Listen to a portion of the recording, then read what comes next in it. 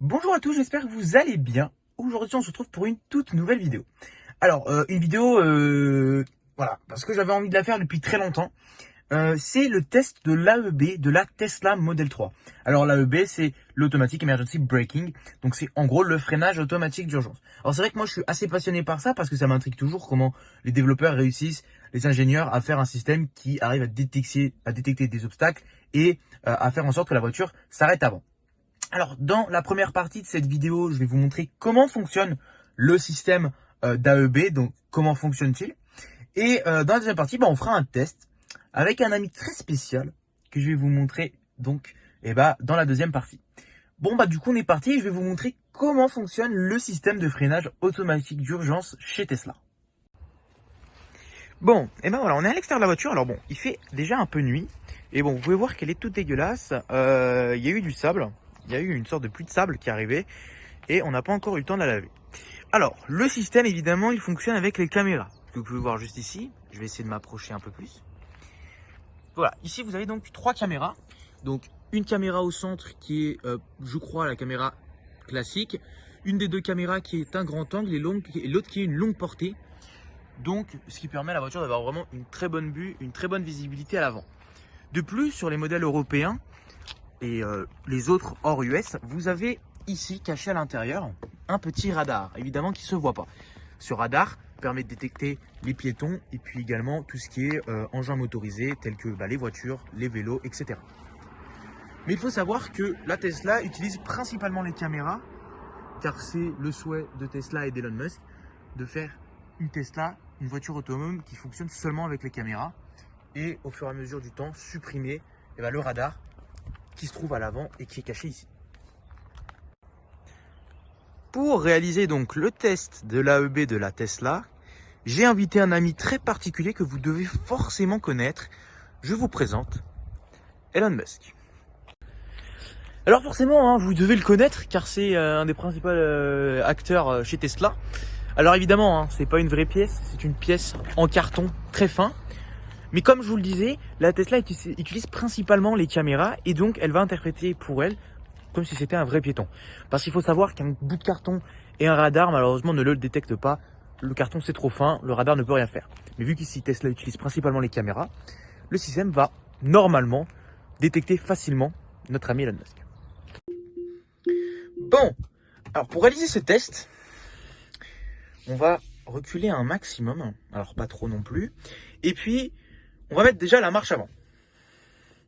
On peut voir ici que le piéton s'affiche bien. Alors elle voit une poubelle, alors c'est pas vraiment une poubelle, mais elle voit déjà un piéton, ce qui est bon. Alors on va faire différents tests. D'abord je vais accélérer à une vitesse d'à peu près, je pense 8 km/h, 8-10, voir ce que la voiture va me dire. Alors, oups, le téléphone qui a volé. Alors vous avez pu entendre le petit bip, donc qui était donc l'alerte collision, mais pour le coup c'est moi qui ai freiné. Et c'est un peu ça le truc que je vais vous expliquer après est un petit peu étrange. Donc on va faire un second test. On est parti pour le second test. Alors elle voit toujours Elon, elle voit plus la poubelle. Tout va très bien.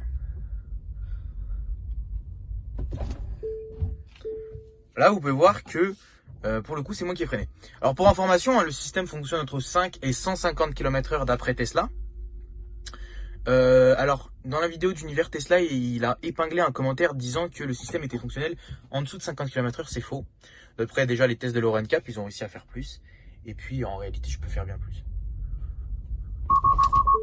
Alors, vous avez entendu l'alerte. Et c'est encore moi qui a freiné. Alors pour vous donner un petit indice, quand c'est moi qui freine, quand c'est pas moi qui freine plutôt, je vous le dirai. Et vous allez avoir un petit logo qui va apparaître à l'écran, juste ici. Donc si j'enlève ce truc, voilà. Alors pour le coup, on est en marche avant, elle voit toujours notre ami Elon.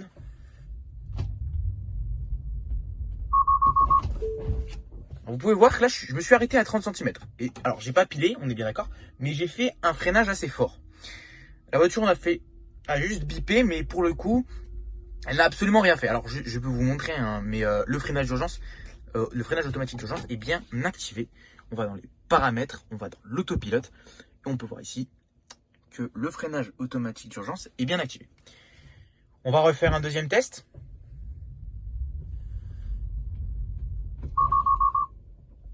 Alors vous avez pu voir sur la vidéo, alors là je suis très près, hein, vous pouvez voir même arrêter, que Elon Musk, donc le piéton qui était visible sur l'écran, était en rouge. Donc la voiture détecte bien le piéton et détecte bien la collision, mais ne freine pas. Alors maintenant on va faire un test, on va monter jusqu'à 10 km/h. Voilà, je suis à 44 cm, 43. La voiture a bien bipé, mais n'a toujours pas freiné. Alors vous voyez que les tests ne sont pas réellement concluants. Et il m'est arrivé, parce qu'il est vrai que le test, je l'avais déjà fait avant en vidéo, que ça freine et que ça freine pas. C'est très aléatoire comme système. Elle le détecte bien, mais elle ne freine pas. Voilà, vous pouvez refaire, vous voyez, hein, elle bip bien, mais elle ne freine pas. Alors, ça m'est déjà arrivé qu'elle freine pour ce Elon Musk, en carton, mais il est vrai que c'est assez rare. Alors bon, elle n'a malheureusement pas freiné. Maintenant, je viens d'attacher ma ceinture, on va voir s'il y a une différence, même si je vous avoue que j'y crois peu. Oh putain, oh la vache. Oh putain, alors je viens d'attacher ma ceinture. Vous avez la démonstration en direct, c'est assez violent. Alors, quand j'ai mis ma ceinture, ça a marché. Automatiquement, elle a enregistré une séquence vidéo. Ah putain, je l'avais déjà fait, mais ça n'avait jamais été si violent. Alors, je viens d'attacher ma ceinture, elle a bipé tôt. Et quand le bip est tôt, et ben elle freine tôt. Voilà, vous avez un exemple. Donc là, ça a bien fonctionné. Oh putain, la vache. Oh la vache, c'est incroyable.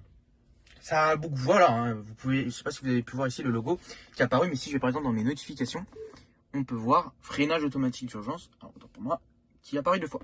Alors la ceinture attachée, ça marche parfaitement. Alors les tests que j'avais fait auparavant étaient avec la ceinture pas attachée. Alors je suis surpris qu'il y ait une différence avec la ceinture attachée et non attachée. Il faut savoir que vraiment il n'y a aucune différence entre les tests que j'ai fait avant et après la ceinture attachée au niveau de ma conduite. C'est exactement la même.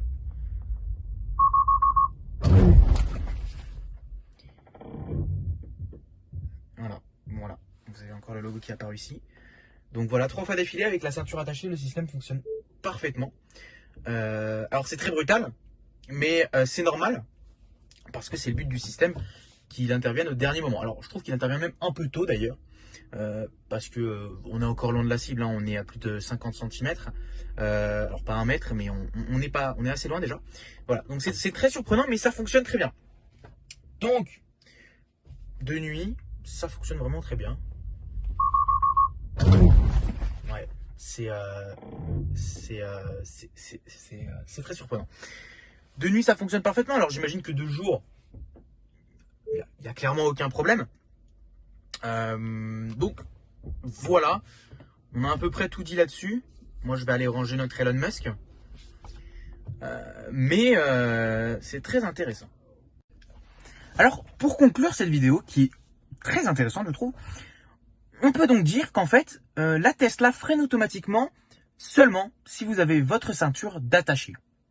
Alors je trouve ça personnellement assez bête, hein, parce qu'en effet, si elle freine fort et que vous n'êtes pas attaché, bah, vous risquez de vous prendre le volant. Maintenant, c'est quoi le mieux entre vous prendre le volant ou vous prendre, pour le coup, un piéton, qu'il soit vrai ou faux?